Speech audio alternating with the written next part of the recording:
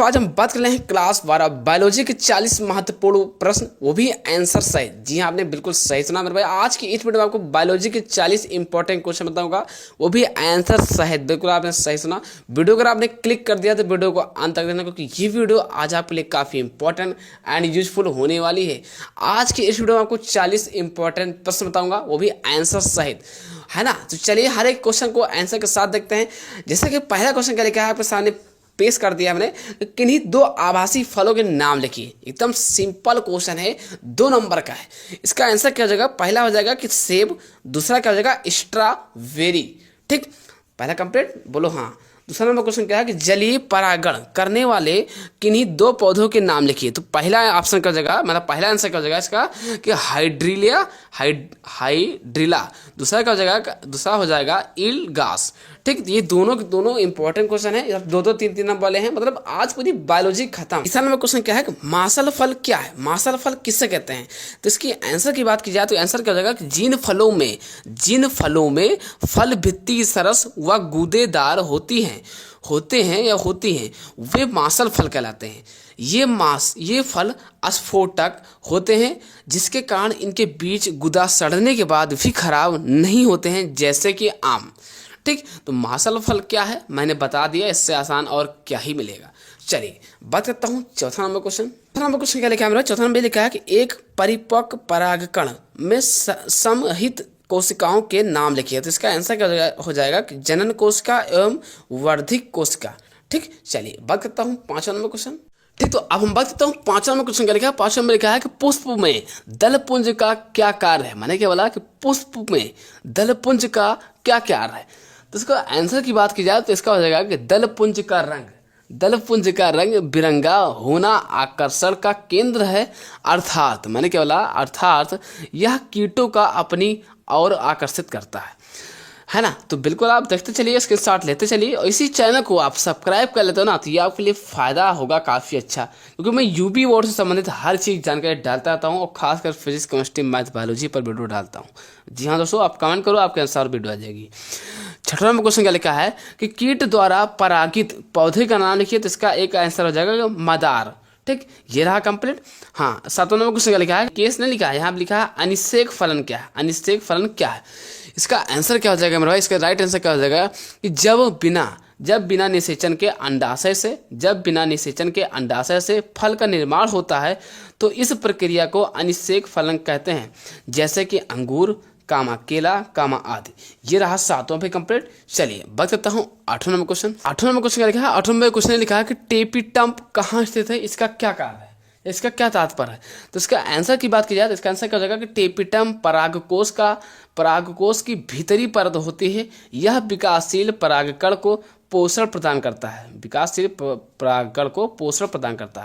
8वां number पे complete. चलिए बात करता हूँ 9वां नंबर क्वेश्चन। क्या लिखा है कि लीडिंग कोशिकाओं का क्या तात्पर्य है? इसके आंसर की बात की जाए तो क्या लिखा है कि लीडिंग कोशिकाएं टेस्टोस्टेरोन एवं एंड्रोजन हार्मोन्स का स्त्राव करती है। 9 नंबर कंप्लीट। चलिए बात करता हूँ 10वां नंबर क्वेश्चन। 10वां नंबर क्या लिखा है? यदि शुक्राणु के एक्रोसोम भाग को काट कर निकाल दिया जाए तो क्या होगा? 2 नंबर का क्वेश्चन है, 2 नंबर में आता है। इसका आंसर जगह कि निषेचन की प्रक्रिया नहीं होगी। सिंपल क्वेश्चन है, 2-2 नंबर का है। 10वां नंबर भी कंप्लीट। चलिए बात करता हूँ 11वां नंबर क्वेश्चन। ठीक, तो 11वां नंबर क्वेश्चन लिखा है? 11वां नंबर क्वेश्चन लिखा है कि आवर्त चक्र क्या है? 2 नंबर का क्वेश्चन है। तो इसका आंसर की बात की जाए तो क्या लिख जाएगा कि मादाओं में अंडाणु निर्माण की प्रक्रिया 28 दिन के चक्र में होती है, जिसे हम मासिक चक्र कहते हैं, या मासिक चक्र या आवर्त चक्र कहते हैं। 11 नंबर भी कंप्लीट आपका। चलिए बात करता हूँ 12वां नंबर क्वेश्चन क्या लिखा है कि आवर्त चक्र को प्रेरित या नियमित करने वाले 2 हार्मोन्स का नाम लिखिए। तो पहला आंसर क्या हो जाएगा कि एस्ट्रोजन, और दूसरा ऑप्शन क्या हो जाएगा कि दूसरा आंसर क्या हो जाएगा कि प्रोजेस्टेरॉन। ठीक, प्रोजेस्टेरॉन। तो ये 12वां नंबर क्वेश्चन था। 12 नंबर पे आपका कंप्लीट। चलिए बात करता हूँ 13वां नंबर क्वेश्चन। इन्हीं 2 सहायक जनन तकनीकी का नाम लिखिए। तो इसका पहला ऑप्शन क्या हो जाएगा? पाते निषेचन। दूसरा ऑप्शन क्या हो जाएगा? मतलब दूसरा नंबर का आंसर क्या हो जाएगा? कृत्रिम गर्भाधान। ठीक, चलिए बात करता हूँ 14 नंबर क्वेश्चन क्या है कि मनुष्य में उत्पन्न 2 यौन संचित रोगों के नाम लिखिए। तो पहला आंसर क्या हो जाएगा? एड्स। दूसरा ऑप्शन क्या हो जाएगा? सुजाक। जी हाँ दोस्तों, चलिए बात करता हूँ 15 नंबर क्वेश्चन। क्या लिखा है 15 नंबर, ये लिखा है कि यौन संचेत रोगों से बचने की 2 विधियां बताइए। तो पहला आंसर क्या हो जाएगा इसका, रोध विधि। दूसरा ऑप्शन क्या हो जाएगा नसबंदी। ठीक, चलिए बात करता हूँ 16 नंबर क्वेश्चन। क्या लिखा है कि आनुवांशिक रोग क्या है, उदाहरण दीजिए। आनुवांशिक रोग किसे कहते हैं, उदाहरण देकर आपको समझाना होगा। ये रहा क्वेश्चन।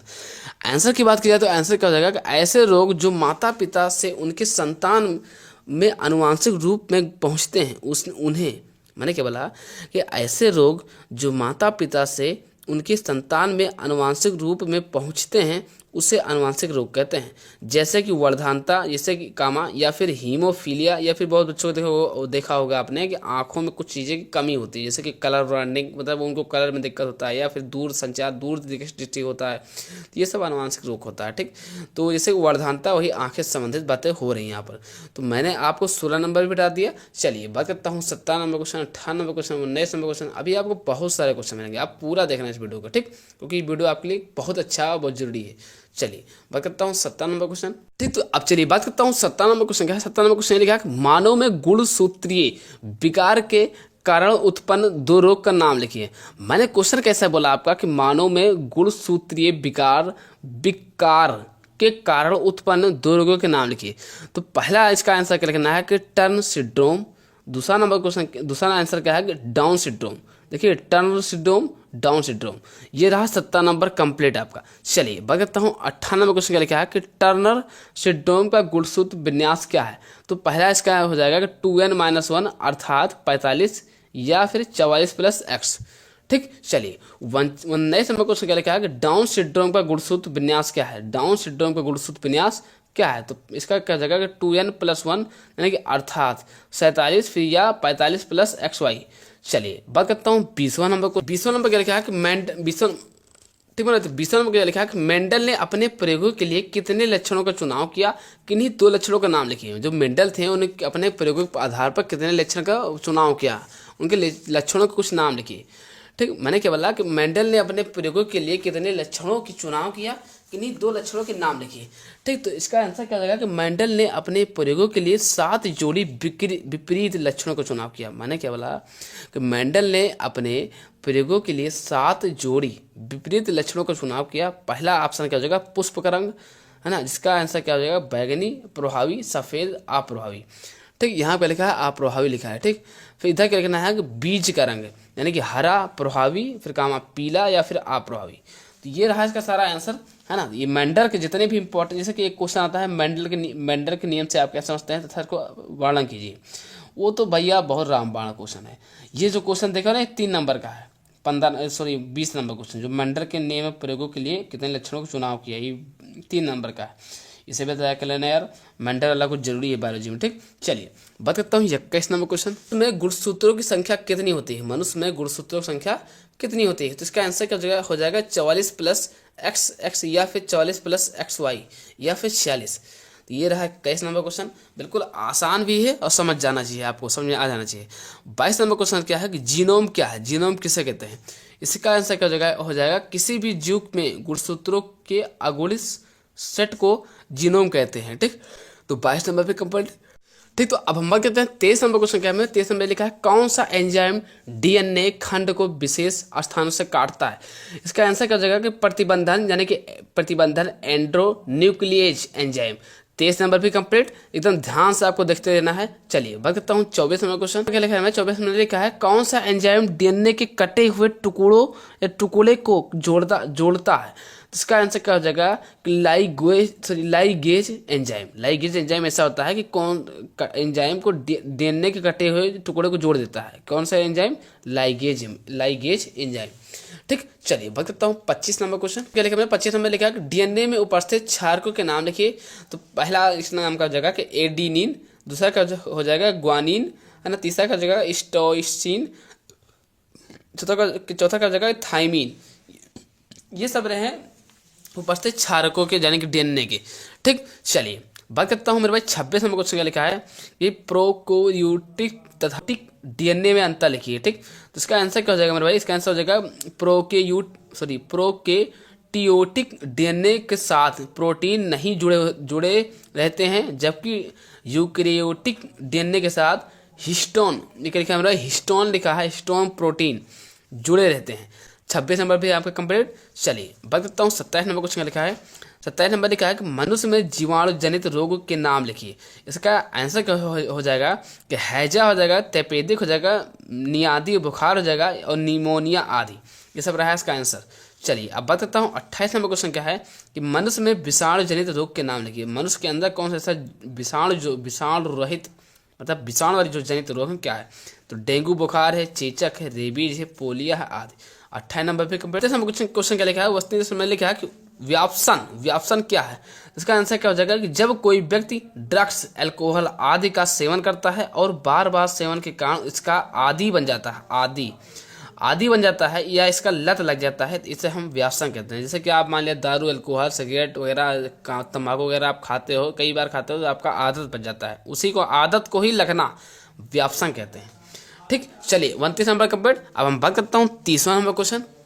ठीक, तो 30 नंबर क्वेश्चन लिखा है, 30 नंबर लिखा है कि ओपियोइड्स पर टिप्पणी लिखिए। ठीक, इसका आंसर क्या हो जाएगा भाई कि ओपियोइड्स नशीली दवाओं का एक समूह है जिसके अंतर्गत हेरोइन है ना, मार्फिन, स्मेक, अफीम आदि नशीली औषधियाँ शामिल होती हैं। तो एक प्रकार से क्या है मेरे भाई, एक नशीली दवाइयों का यहाँ पर उपयोग किया जा रहा है, मतलब इसका नाम क्या है, ओपियोइड्स पर टिप्पणी लिखिए। इंपॉर्टेंट क्वेश्चन के अंतर्गत ये भी है 30 नंबर। चलिए बात करता हूँ 31 नंबर क्वेश्चन क्या है, वाहित मल क्या है, वाहित मल किससे कहते हैं, परिभाषित कीजिए। वाहित मल किससे कहते हैं। ठीक, वाहित मल से आप क्या तात्पर्य है समझाइए, बिल्कुल आंसर सही। इसका आंसर क्या हो जाएगा, कस्बों, नगरों व शहरों में नालियों में बहने वाले मलमूत्र व कचड़े को वाहित मल कहते हैं। इसमें रोगजनक सूक्ष्म जीव होते हैं। तो यही रहा आपका आंसर। 31 नंबर पे आपका कंप्लीट। चलिए बात करता हूँ 32 नंबर क्वेश्चन क्या। 32 नंबर क्वेश्चन के लिए हमारे किन्हीं दो प्रतिजैविक का नाम लिखिए। तो इसका आंसर क्या हो जाएगा पेनिसिलिन। दूसरा क्या हो जाएगा, स्ट्रेप्टोमाइसिन। ये रहा 32 नंबर क्वेश्चन। चलिए बात करता हूँ 33 नंबर क्वेश्चन। अब हम बात करते हैं 33 नंबर क्वेश्चन क्या लिखा है कि जैव उर्वरक क्या है। जैव उर्वरक से आप क्या समझते हैं। तो इसका आंसर की बात की जाए तो क्या हो जाएगा कि जैव उर्वरक एक प्रकार के जीव होते हैं जो मिट्टी के पोषक गुणवत्ता या उर्वरक क्षमता को बढ़ाते हैं। मैंने क्या बोला कि जैव उर्वरक एक प्रकार के जीव होते हैं जो मिट्टी की पोषक गुणवत्ता या उर्वरक क्षमता को बढ़ाते हैं। 33 नंबर भी आपका कंप्लीट। 3 नंबर का क्वेश्चन है।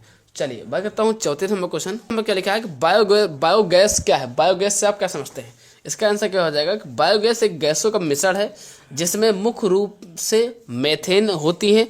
यह मुख्यतः मवेशियों के मलमूत्र से बनती है, इसे गोबर गैस भी कहते हैं। तो 34 नंबर आपका कंप्लीट। अभी 35 नंबर बताऊंगा, 36 नंबर, मतलब पूरा 40 की 40 बताऊंगा, निश्चिंत रहिए। 34 नंबर पे कंप्लीट। देखिए भाई मेरे भाई, अगर आप चाहते हो हमें ऐसे इंपॉर्टेंट वीडियो मिलता रहे फिजिक्स, केमिस्ट्री, मैथ, बायोलॉजी पर और आपके कमेंट के अनुसार, तो करना क्या है, चैनल को सब्सक्राइब कर लेना है तहे दिल के साथ और शेयर वगैरह कर देना है, क्योंकि बहुत मेहनत पड़ती है, मैं आपको बता नहीं पाता हूँ। चलिए बात करता हूँ 35 नंबर क्वेश्चन। क्या लिखा है 35 नंबर लिखा है घरेलू उत्पाद में उपयोगी दो सूक्ष्म जीवों का नाम लिखिए। मैंने क्या बोला, घरेलू उत्पाद में उपयोगी दो सूक्ष्म जीवों का नाम लिखिए। तो पहला ऑप्शन क्या हो जाएगा कि सिरका, यानी कि इसके अंदर क्या हो जाएगा एसीटो है ना, वेक्टर एसिटिक। दूसरा आंसर क्या हो जाएगा कि दही, लेक्टो है ना, बेसिलिस। ये रहा इसका 35 नंबर क्वेश्चन इंपॉर्टेंट के अंतर्गत है। चलिए बात करता हूँ 36 नंबर क्वेश्चन। 36 नंबर क्या लिखा है कि आणविक कैंची क्या है। आणविक कैंची किसे कहते हैं। इसका आंसर की बात की जाए तो प्रतिबंधन एंड्रो न्यूक्लियेज है ना, एंजाइम को आणविक कैंची कहते हैं। यह डीएनए खंडों को काटता है। चलिए बात करता हूँ 37 नंबर क्वेश्चन क्या लिखा है कि परजीवी जंतु क्या है। ठीक, परजीवी जंतु किसे कहते हैं, ये रहा क्वेश्चन है। परजीवी जंतु क्या है, इसके आंसर की बात की जाए तो क्या लिखा है कि ऐसे जीव जिनके डीएनए में फेर बदल करके एक अतिरिक्त जीन प्रवेश करा दिया जाए, तो ऐसे जीव को ट्रांसजेनिक जीव या पारजीनिक जीव जंतु कहते हैं। एग्जाम्पल की देखा जाए तो डाली भेड़, कागा गाय, मीरा बकरी, ये सब रहा है ना, इंपॉर्टेंट जंतु हैं, मतलब इंपॉर्टेंट क्वेश्चन है यार। चलिए बात करता हूँ 38 नंबर क्वेश्चन क्या है कि बायोपायरेसी किसे कहते हैं। बायोपायरेसी किसे कहते हैं, तो इसके आंसर की बात की जाए मेरे भाई तो क्या आंसर लिखा है आंसर कि मल्टीनेशनल, मैंने क्या बोला कि मल्टीनेशनल कंपनियों व दूसरे संगठन द्वारा किसी राष्ट्र उससे संबंधित लोगों से बिना अनुमति के जैव संसाधन का उपयोग करना बायो पाइरेसी कहलाता है। 38 नंबर कंप्लीट। चलिए बात करता हूँ 39 नंबर क्वेश्चन। ठीक, तो अब हमारे कहते हैं 39 नंबर क्वेश्चन क्या लिखा है। 39 नंबर ये लिखा है कि जीन चिकित्सा क्या है।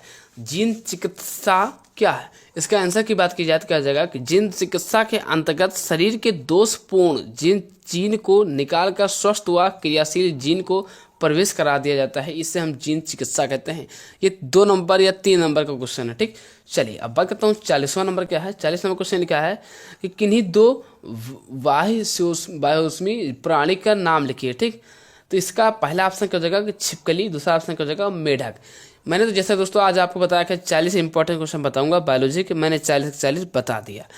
अब आपको कोई दिक्कत है या कोई प्रकार का डाउट है किसी भी विषय में तो आप कमेंट करके आप पूछ सकते हो। बाकी जैसा आप समझ गए होंगे, मेरा आशा करता हूँ वीडियो देख कर समझ गए। अगर समझ गए हैं तो प्लीज़ एक लाइक कर देना, लाइक करके चैनल को सब्सक्राइब कर देना है। फिर मिलते हैं किसी नेक्स्ट वीडियो के साथ, तब तक के लिए जय हिंद, वंदे मातरम।